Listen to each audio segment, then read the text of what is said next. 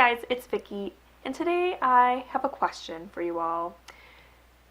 Who out there has a Kindle and tends to buy books and then forget what's on there? Raise your hand. Today's video, I am going to be sharing what I have on my Kindle, and it's going to be kind of a fun adventure for all of us because, to be honest, I don't remember everything that's on there. I totally love buying books when I get like the Kindle deals where they're only like $1.99 or $2.99. I find them a lot on Amazon and also through, I think it's Book Perk, I believe it's called. And so yeah, I just like buy books, and then yeah, I haven't read an ebook in a few months now. I think last year I read 2 ebooks all year. And it's not that I don't love ebooks. I do love them. Especially when I travel, it's a very convenient way to, have a big book in a small way. So I like that. It's just I forget about it. I really do, because I'm so focused on my physical books that I forget about my ebooks. So I'm going to share those with you today. So first up I have, I want to show you my Kindle. This is an old Kindle. This is a Kindle 2, I believe. I've had it for a long time. I don't even remember, honestly. But I've never replaced it because it still works and I love it. It doesn't have a backlight, which I actually really love about it. Yeah, I really love my old girl here. And yeah, so let's just get into the books.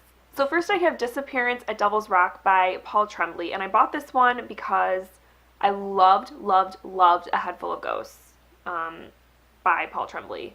That book blew me away and was a 5-star book for me, so when I saw this one as a daily deal or whatever, I had to buy it. It's I don't even know what it's about though, but I'm guessing it's probably a horror novel if it's anything like A Head Full of Ghosts. Next up I have The Enchanted by Renee Dunfield. This is one that I have heard nothing but good things about, and I've heard that it has a lot of like magical realism in it. And I've heard just positive reviews across the board from people that the writing is really beautiful, so I'm really excited to get into that one. Next I have My Best Friend's Exorcism by Grady Hendrix, and again, this was one that I just like happened to come across, and of course I saw the word exorcism and was like, yep, I'm buying it, because I love possession stories.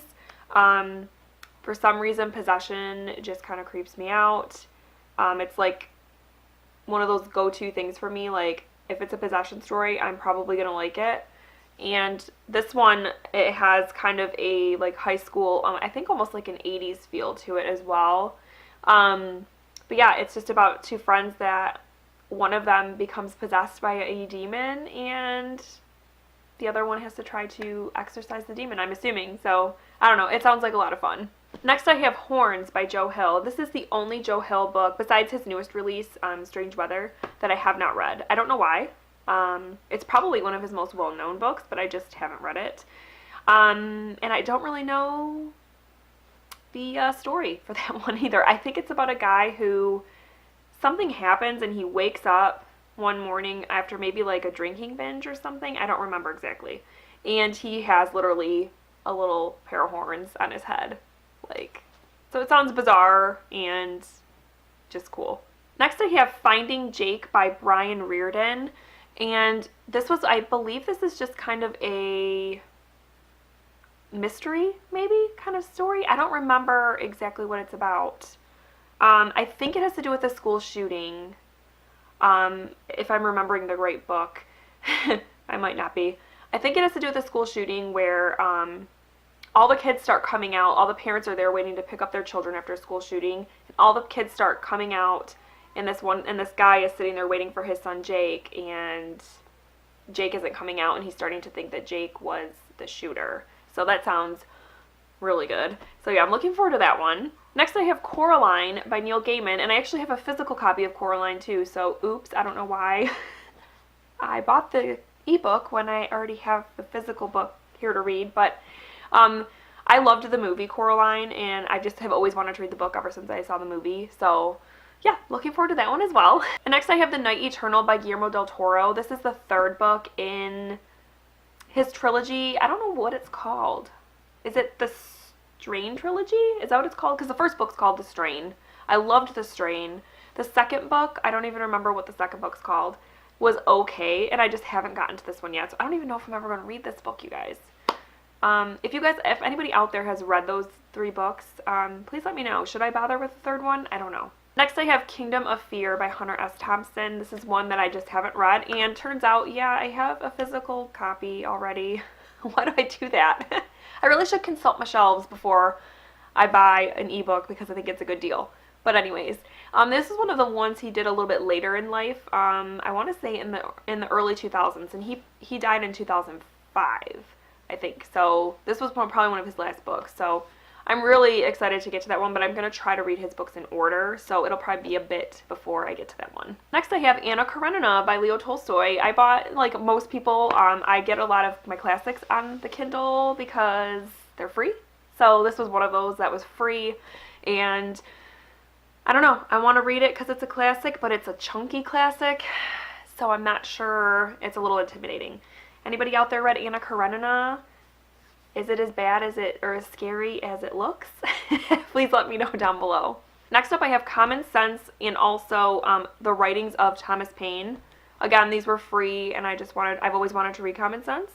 When I get into like a history, U.S. history kind of mood, Thomas Paine is definitely one that comes to mind, so who knows, I will probably just pick that up here and there at my leisure to, you know, when I feel like reading some history, but otherwise I don't know how like engaged I'll be in reading the entire thing in like one sitting. Next up I have Gregor the Overlander, which is the first book in the Underland Chronicles series by Suzanne Collins, and I bought this years ago because I read the Hunger Games trilogy by Suzanne Collins and enjoyed it. So I wanted to check out some of her other books, and I've heard it's a really good middle grade series, so I just need to read the first book. I just need to get on it and read it, right? And lastly, I have one more classic, and that is A Tale of Two Cities by Charles Dickens. And again, got it for free to download, so I did. And it's, again, one of those books that I'm a little bit intimidated by. The only Dickens I have read is A Christmas Carol and Great Expectations. And I actually really liked Great Expectations. It was required reading in college, but I actually did enjoy it. So, I don't know. I like his writing, I think, but I don't know. A Tale of Two Cities, it just kind of has me intimidated, but I'm sure it's great. So, yeah, those are all of the books I currently have on my Kindle that are not read. And like I said, a couple of them are I'm like, oh yeah, I forgot that I even bought those. So, please let me know down below if you have read any of these books and what you thought of them.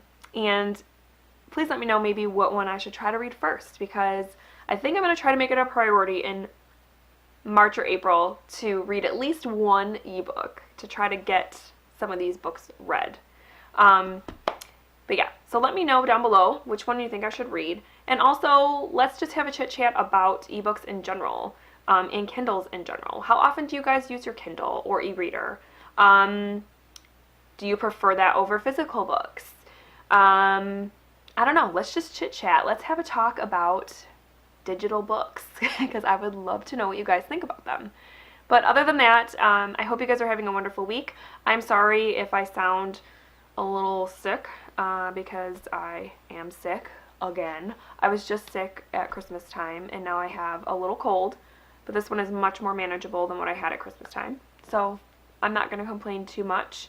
And I'm also not going to complain too much because at least it's not the flu, which is like just wreaking havoc everywhere right now. It's like the worst flu season we've had in a long time. And I'm just really glad that that hasn't made its way into our home because what a disaster. But anyways, I hope that you guys are all healthy and well and are having a wonderful week. And I will talk to you soon. Thank you so much for watching. Bye.